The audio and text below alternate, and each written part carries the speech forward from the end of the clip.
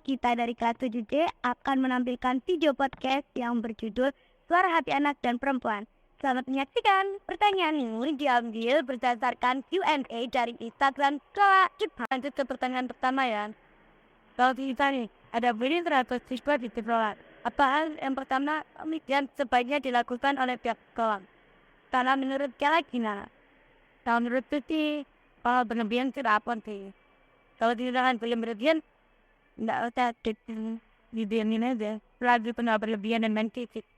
Kalau menurut saya sendiri, apa sih namanya, memberi panduan ya. Soalnya memberi panduan kepada anak yang ngebully kita gitu loh. Ya usah kita. Dan kalau menurut kita, kalau aku sih, kepala sekolah memberi peringatan agar tidak terlalu agar tidak terlalu berlebihan. Jadi kayak lebih ke hukuman gitu berani.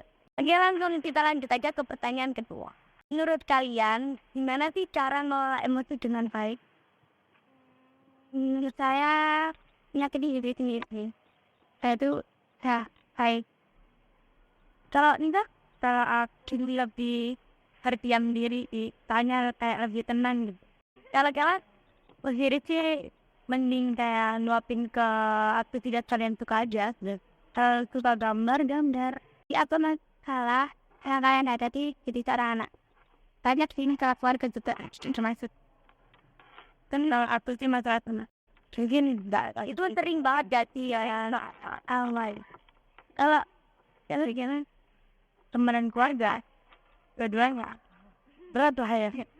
Kalau gimana gitu nah. Baca lingkungan dong dari. Gimana sih cara anak perempuan yang berusia remaja kayak kalian ini supaya bisa berdamai dengan suara hatinya tuh gimana? Kan diri sendiri ya gimana ini itu senangnya tuh gimana caranya? Dia aja udah dia menangis itu udah diem itu dan menenangkan diri. Kalau menurut kita kalau aku sih lebih cerita ke orang tua soalnya kan lebih dewasa gitu biar dapat hati-hatinya. Ada orang ada tingkat sama ini saya cari teman curhat sama sekali. Apa yang kamu lakukan jika mendapatkan perlakuan kurang menyenangkan mungkin dari teman? Menerimanya. Dari kalau udah kayak menek banget ya menek kalau udah capek itu sama yang ngomongin itu ya anak tuh kalau belum sampai berlebihan sih cuma jauh itu kan dari kan itu saja kalau didiamin kan malam-malam udah ya gimana lagi kalau tak nerima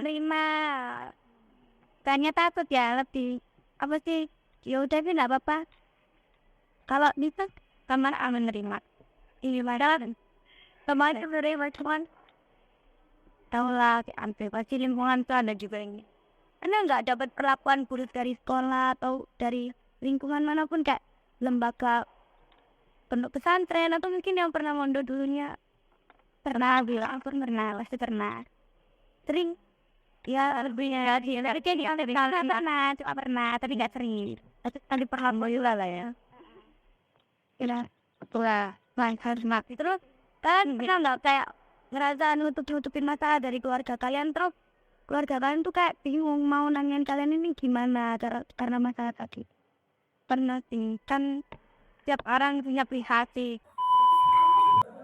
Itu tadi jawaban dari teman-teman kita. Nah, sekarang kita lagi ada guru kita nih di sini. Kira-kira apa sih respon guru kita ketika mendengar jawaban-jawaban dari teman-teman kita? Apakah responnya kurang baik atau malah kita dikasih nasihat? Nah, kita juga nggak tahu kan ya.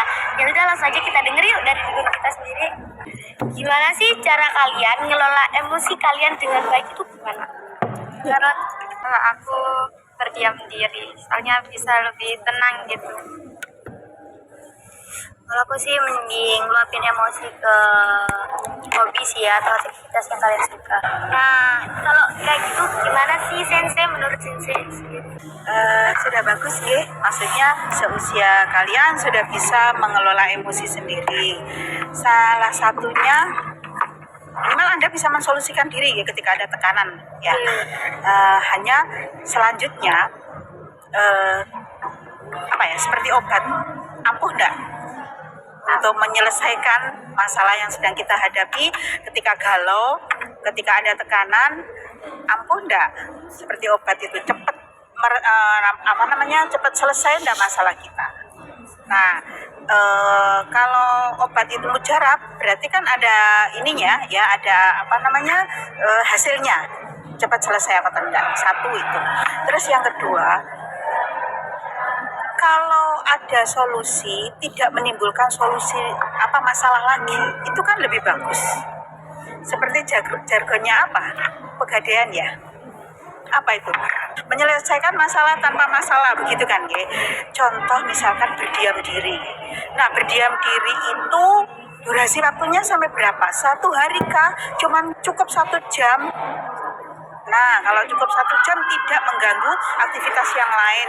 Contoh aktivitas wajibnya belajar, terus beribadah, gitu ya. Tapi kalau sampai 1 hari Anda lupa makan, tidak kelihatan aktivitas di rumah sampai dicari orang rumah, warna saya hilang kemana ini misalkan ya. Terus tadi ada solusi melampiaskan kekesalan kita ke hobi.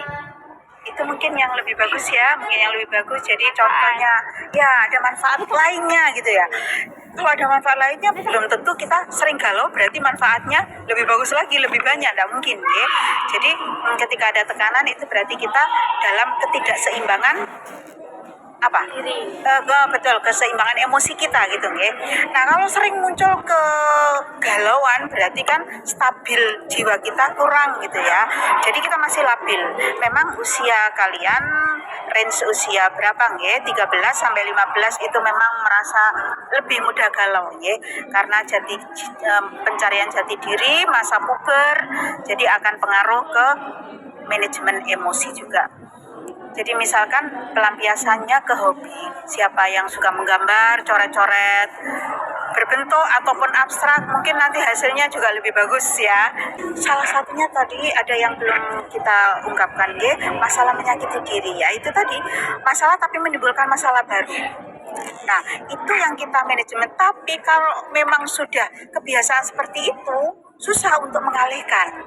Jadi kita harus benar-benar kuat untuk menahan diri. Ya betul, benar-benar menahan diri untuk tidak menyakiti diri kita sendiri. Ya benar-benar.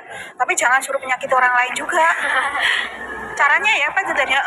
Jadi ketika kita dalam keadaan tenang, emosi kita cari. Nanti kalau kegalauan itu mendadak muncul, saya harus bagaimana?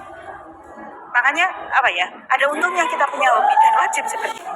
Intinya kita mencari kelebihan kita itu di mana sih, hobi kita di mana. Jadi nanti ketika kita lagi ada tekanan, langsung kita di sekitar kita ada tempat-tempat untuk cepat mengalihkan itu.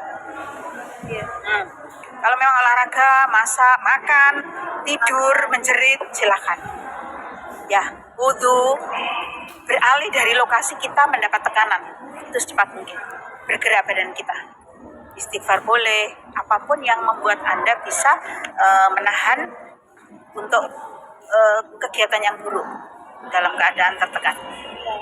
Bisa nggih mensolusikan pertanyaan yang tadi ya, bagaimana kita berdamai dengan diri sendiri. Sebenarnya sudah ngerti ya.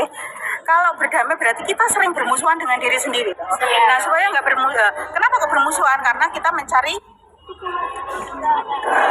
kita mengetahui kekurangan kita. Berarti kurang berdamai karena kita kurang mencari Kelebihan diri kita sendiri.